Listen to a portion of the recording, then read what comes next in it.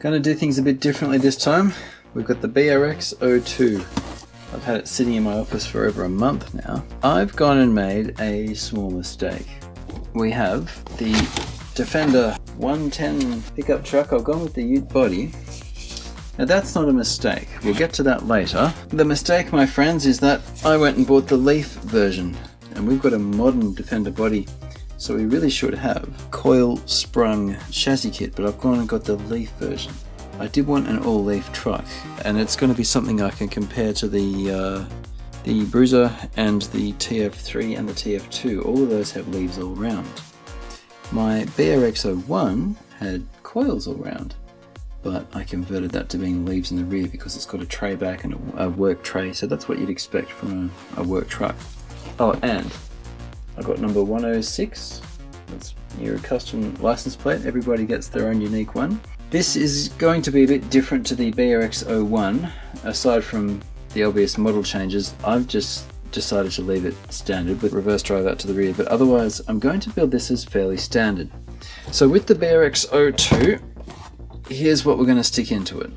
4-channel Futaba system. I'm going to go with the Tekin Adventure BXR. It's a brushed ESC. What I've decided to run with that is the Trailmaster Sport 550 45 turn. It's going to be about as easy on the juice as any brushed motor. It won't be particularly fast, and that's okay. We've got a decent 2-speed. If the 2-speed in the BRX02 is anything like the transmission in the BRX01, it'll be happy days. This is overkill. I've got a Metal Gear waterproof aluminium case, brushless high voltage servo.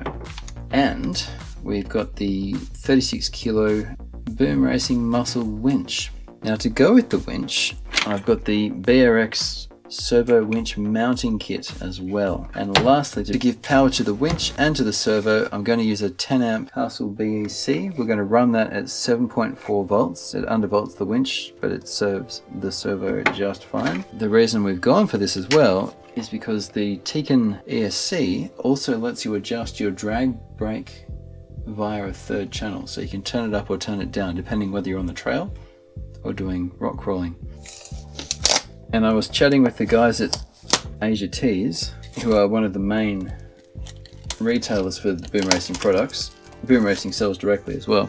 They didn't provide this to me in a sponsorship agreement. I paid for this. I now have a sponsorship with Asia Tees, but they asked just if I was planning on doing a step-by-step build on camera. I said I wasn't.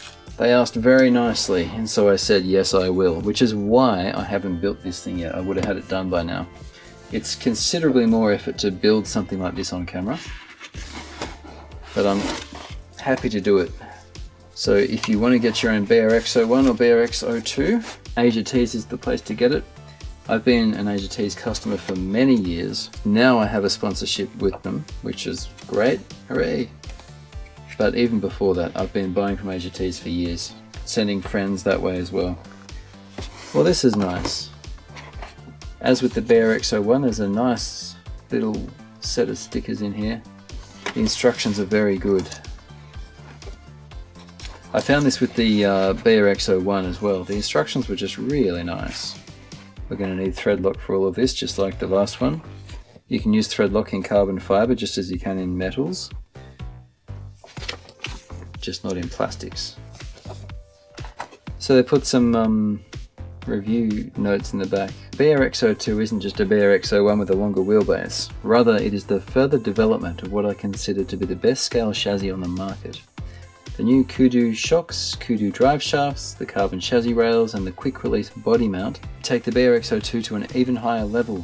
The BRX02 is a must-have for every Defender fan out there and the best base for your next Defender build. You won't find a chassis out of the box that works as well as the BRX02. My first test drive was a trophy event with many goals and difficult terrain. The BRX02 worked perfectly right from the start and had a very good performance as well as a fantastic driving image, which rewarded me with a first place finish.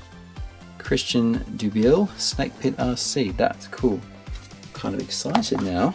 Yes, so here's what's going to happen, guys. This is going to be a series. I'm going to get as much done as I can, and we're just going to break it up into parts. So I will release this build as it happens, and you'll just get to follow along with me if you're interested. And at the end of it, I'll do an all-in-one quick build montage at the end of all of this. So if you're interested, follow along. And I think it's time to get into this thing. Links in the description where to get it. Of course, it'll be as you tease. Now I've got that sponsorship.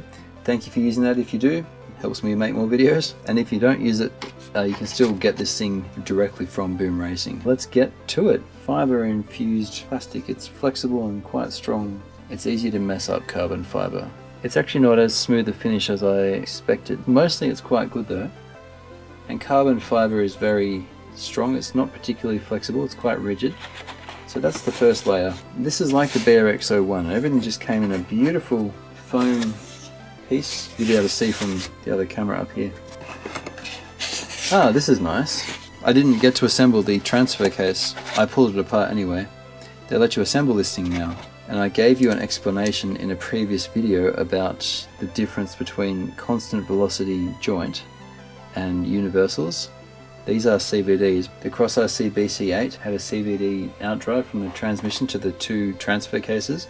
I don't think that joint was as big as this. This might be the chunkiest CVD I've seen in the hobby. Usually you get a universal if you want strength, but you get a CVD for that constant velocity drive. But this is the chunkiest CVD I've ever seen. That's different to the BRX01. This is a nice kit. Look at that. That's an alloy bumper with a fairlead built in. I was expecting this just to be a carbon fiber frame and part update over the BRX01, but no, this is all new. This is a different machine entirely. This isn't just a little different, this is completely different. Are the fat axles the same? They've still got unis in them. Still the same crazy, ludicrous angle you get from the unis. They're very, very good. Not at all realistic. And that, my friends, is not a complaint. Sticky tyres, it's the same SP Road Tracker. These are the same tyres as came on the BRX01. I think it's the same wheels as well. They're reversible deep dish things. You can change the stance of the machine. Chunky gears. Shims, all sorts of extra stuff. One of the things I really like about the BRX family is fun. It's fun to build, it's satisfying. My unique number is 106. Very cool. That has its own special place in the top of the receiver box. Everything in here is just quality. It's either metal or carbon fiber. There's barely any plastic in here. Very exciting. Okay, we're going to get right into it, and we'll begin with the chassis, and we're just going to follow this string all the way through till we have a complete chassis. We'll do the electronics, then we'll get the body done. Thanks for watching, guys. Throw me a like. I appreciate you watching. I hope this was an interesting little start, and I'll catch you again soon for the next part of our BRX02 build.